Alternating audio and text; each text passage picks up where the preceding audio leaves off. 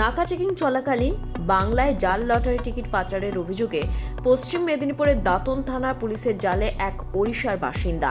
তার থেকে প্রচুর জাল লটারি টিকিট উদ্ধার করা হয়েছে। ধৃত শেখ কমির উদ্দিন ওড়িশার বাসিন্দা বলে পুলিশ সূত্রে জানা গেছে। শনিবার বিকেলে ওড়িশার থেকে একটি মোটর বাইক দাঁতনের দিকে আসছিল। সন্দেহভাজন ওই বাইকটিকে আটকায় কর্তব্যরত পুলিশ।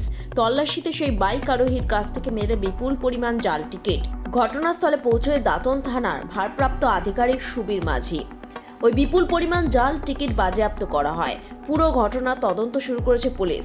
বাংলায় জাল লটারি টিকিট পাচার চক্রের সঙ্গে আরও কে বা কারা জড়িত সে বিষয়টি খতিয়ে দেখছে দাঁতন থানার পুলিশ।